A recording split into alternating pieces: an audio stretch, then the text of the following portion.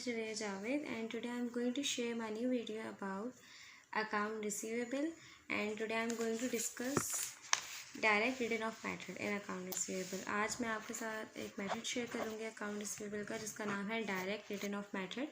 इसमें भी हमें कुछ ट्रांजैक्शंस की एंट्री मेक करनी होगी, और एंट्री मेक करने के बाद जो फर्दर रिक्वायरमेंट होगी हमें उसको भी पास आउट करना होगा। सबसे पहले मैं आपके साथ शेयर करूँ कि मैं कौन सा मेथड आपके साथ शेयर कर रही हूँ, डायरेक्ट रिटर्न ऑफ मेथड। मैं आपको गाइड करूँगी कि डायरेक्ट रिटर्न ऑफ मेथड में आपको कौन सी ट्रांजैक्शंस को किस तरह से जर्नल एंट्री में रिकॉर्ड करना होता है। सबसे पहले मैं आपके साथ प्रॉब्लम शेयर कर रही हूँ। Following transactions and account balances of are taken from the accounting record of Pen Auto Parts. Company का नेम है जिनकी फॉलोइंग ट्रांजैक्शंस गिवन है आपके पास। Account receivable balance at January 1, 1999। यहाँ पे आपके साथ ओपनिंग बैलेंसेस गिवन है। अकाउंट रिसीवेबल का बैलेंस गिवन है जनवरी 1, मतलब ओपनिंग बैलेंस है ये 1,20,000। उसको हम हाईलाइट कर देते हैं।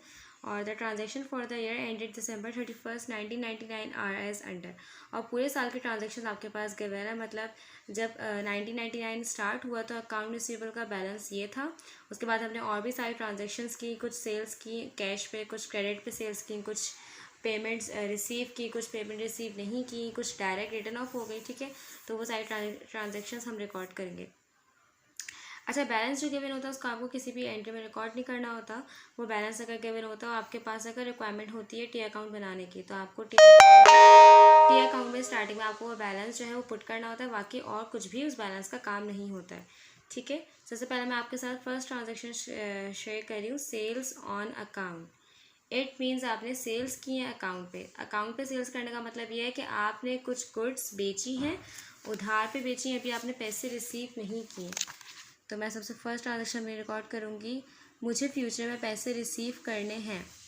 तो मैं यहाँ पे अकाउंट रिसीवेबल डेबिट करूँगी, मतलब मुझे पेमेंट फ्यूचर में रिसीव करनी है, लेकिन गुड्स मैंने अभी ही बेच दी, सेल्स। और आपने अकाउंट में गुड्स बेची है 2,80,000 की। यहाँ पे आप नरेशन रिकॉर्ड करेंगे, to record sales on credit या to record sales on account. To record sales on account.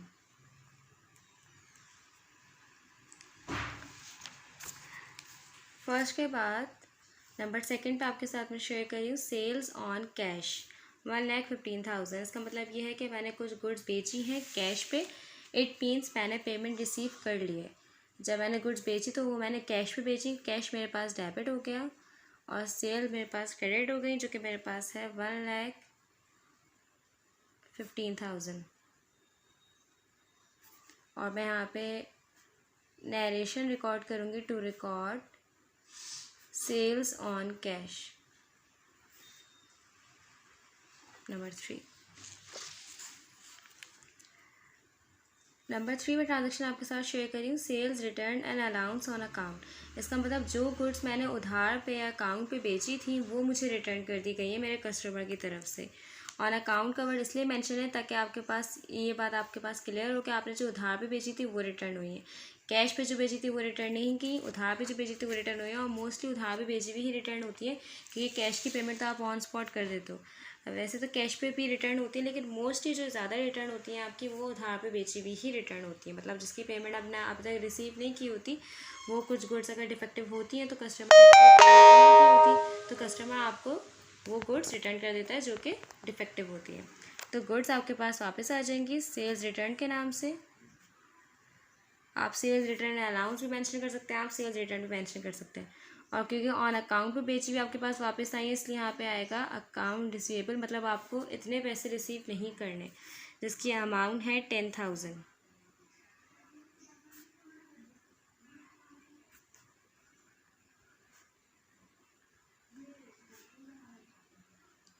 To record sales return on account. अच्छा, अब नंबर 4 ट्रांजेक्शन मैं आपके साथ शेयर कर रही हूँ, sales discount avail by customer. इसका मतलब ये है कि मैंने अपने कस्टमर को सेल्स डिस्काउंट दिया है, मतलब अब उसको जितने पैसे पे करने थे उसमें से उसको कुछ पैसे पे नहीं करने, क्योंकि मैंने उसको डिस्काउंट दे दिया। कितना डिस्काउंट दिया मैंने उसको, अपने कस्टमर को मैंने डिस्काउंट दिया है। डिस्काउंट जो है वो मेरा एक तरह से एसेट होता है, मतलब वो मेरी ही पैसे होते हैं जो मैं अपने कस्टमर को पे करने से मना कर देती हूँ, डिस्काउंट दे देती हूँ। तो एसेट होता है, बढ़ता है तो डेबिट होता है। और इतने पैसे मेरे कस्टमर को अब पे नहीं करने, क्योंकि उतना मैंने उसको डिस्काउंट अवेल कर दिया, जो कि है 5000।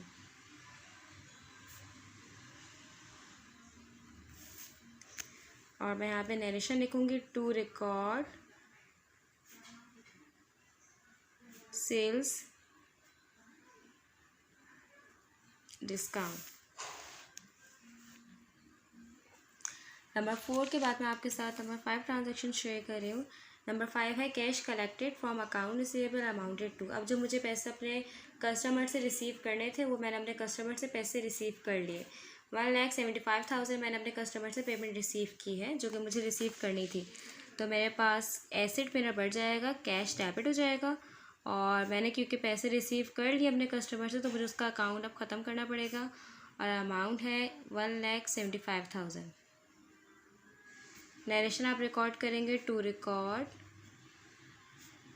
Cash receive from customer.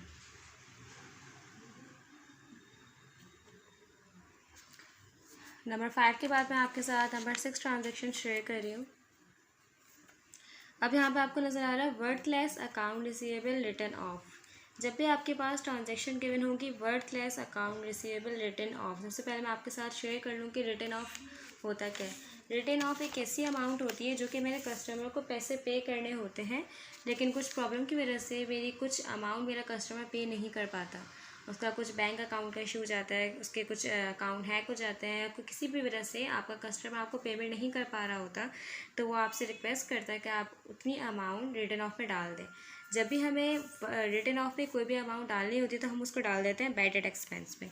जब भी मेरा कस्टमर मुझसे रिक्वेस्ट करता है कि इतनी अमाउंट पे नहीं कर पा रहा है, इतनी अमाउंट आपको रिटर्न ऑफ में डालनी है, तो उतनी अमाउंट मैं बैड डेट एक्सपेंस में डाल देती हूँ कि मैं एक अपना एक्सपेंस शेयर कर देती हूँ कि इतनी अमाउंट मेरा कस्टमर नहीं पे कर पा रहा, और वो अमाउंट मैं अकाउंट रिसीवेबल में से कम कर देती हूँ कि इतने पैसे मुझे अभी फ़िलहाल राइट नाउ रिसीव नहीं करने।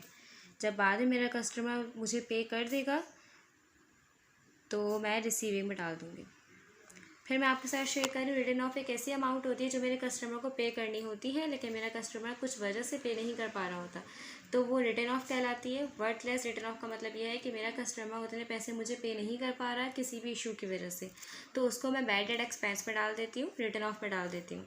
रिटर्न ऑफ में डालने के बाद मैं उतना अकाउंट रिसीवेबल कम कर देती हूँ, मतलब इतने पैसे मुझे फ्यूचर में रिसीव नहीं करने। और मैं यहाँ पर लिखूँगी टू रिकॉर्ड अकाउंट रिसीवेबल को मैं शॉर्ट फॉर्म लिखूँगी ऑफ एज कंसिडर्ड अनकरेक्टेड। मतलब इतनी अमाउंट मैंने रिसीव नहीं की, इसलिए मैंने उसको अनकरेक्टेबल में डाल दिया। अनकरेक्टेबल वो अमाउंट कहलाती है जो कि आपने रिसीव नहीं की। You can not receive this amount right now. आप अभी रिसीव नहीं कर सकते इस अमाउंट, क्योंकि आपका कस्टमर नहीं पे कर पा रहा है।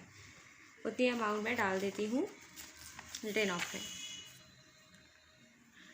नंबर 7 पे ये लोग कह रहे हैं recovered previously return of account receivable. इसका मतलब ये है कि जो आपने रिटर्न ऑफ में डाल दी थी, जो आपका कस्टमर पे नहीं कर पा रहा था, वो अब आपके कस्टमर ने रिकवर कर लिया। अब आपने अपने कस्टमर से रिकवर कर ली कुछ अमाउंट, अभी भी पूरी नहीं की, 1200 की, ठीक है। तो जब आपको प्रीवियसली रिटर्न ऑफ रिकवर हो जाता है, तो जब आपको कोई अमाउंट रिकवर हो जाएगी तो आपके पास कैश आ जाएगा, कैश आप डेबिट कर दोगे। और जो आपने बैड डेट एक्सपेंस अपना बढ़ा दिया था उसको ख़त्म करने के लिए आप क्रेडिट कर दोगे। कितना क्रेडिट करेंगे आप? जितनी अमाउंट आपने रिसीव की से उतना ही क्रेडिट करेंगे, ठीक है। जब भी रिटर्न ऑफ रिकॉर्ड होगा तो बैड डेट एक्सपेंस बढ़ेगा, और जब आपका प्रीवियसली रिटर्न ऑफ रिकवर हो जाएगा तो आपको बैड डेट एक्सपेंस ख़त्म करना होगा, और ख़त्म करने के लिए हम उसको क्रेडिट करेंगे और रिकॉर्ड करेंगे to record narration.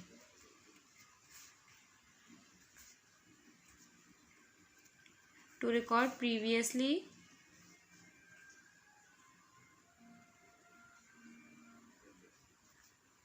Return of recovered, मतलब आपने रिकवर कर लिए वो पैसे जो कि आपको रिकवर नहीं हो रहे थे। नंबर 8 लास्ट ट्रांजैक्शन आपके पास साथ में शेयर करिए, एडवांस रिसीव फ्रॉम कस्टमर। मतलब आपने अपने कस्टमर से एडवांस में पैसे रिसीव किए हैं, पहले से उसने पेमेंट कर दी, अभी आपने उसको सेल्स नहीं की। जब भी आप कभी पहले से पैसे रिसीव कर लेंगे तो कैश तो आपके पास बढ़ जाएगा, लेकिन कैश बढ़ने के साथ साथ आपकी एक लाइबिलिटी भी इंक्रीज़ हो जाएगी। एडवांस फ्रॉम कस्टमर, और वो है 22,500। इट मीन्स आपने इतने पैसे रिसीव कर लिए अपने कस्टमर से, लेकिन आपने अभी तक उसको सेल्स नहीं की क्योंकि उसने एडवांस पेमेंट कर दी। तो आप यहाँ पे मेंशन करोगे to record receive cash in advance. ठीक है। अच्छा, ये मैंने आपके साथ ट्रांजैक्शन कुछ शेयर की कि आपने किस तरह से सेल्स को ऑन अकाउंट में रिकॉर्ड किया, सेल्स ऑन अकाउंट में किस तरह से रिकॉर्ड होगी, सेल्स ऑन कैश किस तरह से रिकॉर्ड होगी, सेल्स रिटर्न किस तरह से रिकॉर्ड होगा, डिस्काउंट, और अगर आपने कस्टमर से पैसे रिसीव कर लेते हो तो कैश डेबिट हो जाता है, अकाउंट रिसीवेबल कम हो जाता है। और अगर आपको रिटर्न ऑफ, जो कि हम लोग मेथड कर रहे थे, डायरेक्ट रिटर्न ऑफ का मेथड आज हम परफॉर्म कर रहे थे, अगर आपके पास कोई ट्रांजेक्शन गिवन है जिस पे ये मेंशन है कि worthless account receivable return of, तो इसका मतलब ये है कि आपको वो अमाउंट बैडेड एक्सपेंस में डालनी है, और वो अमाउंट कहलाती है जो कि आपका कस्टमर पे नहीं कर पा रहा होता, उसको आप रिटर्न ऑफ में डाल देते हो कि अभी फ़िलहाल के लिए मैं बैडेड एक्सपेंस में डाल रही हूँ, बाद में जब मुझे रिकवर होगा तो मैं बैडेड एक्सपेंस ख़त्म कर दूँगी। बैडेड एक्सपेंस डेबिट करेंगे आप, और उतना अकाउंट रिसीवेबल आप कम कर देंगे कि आपको इतने पैसे अब रिसीव नहीं करने अपने कस्टमर से। आगे अगर आपको कैश कलेक्शन हो जाती है, प्रीवियसली रिटर्न ऑफ रिकवर हो जाता है, तो आप कैश डेबिट कर लें अपने पास, और जो बैडेड एक्सपेंस आपने डेबिट कर दिया था उसको ख़त्म करने के लिए आपको क्रेडिट करना पड़ेगा। उसके बाद अगर आप किसी भी कस्टमर से एडवांस पेमेंट रिसीव करते हैं, कोई भी कस्टमर आपको पहले से पे कर देता है और कहता है कि मुझे इसके अगले महीने सेल्स कर देना, तो वो पैसे तो आपके पास डेबिट हो जाते हैं, लेकिन उसके साथ साथ आपकी एक लायबिलिटी भी इंक्रीज़ हो जाती है जो कि कहलाती है एडवांस फ्रॉम कस्टमर। तो ये मैंने आपके साथ शेयर किया डायरेक्ट रिटर्न ऑफ का मेथड। इंशाल्लाह नेक्स्ट वीडियो में आपके साथ शेयर करूँगी इनकम स्टेटमेंट अप्रोच और बैलेंस शीट अप्रोच।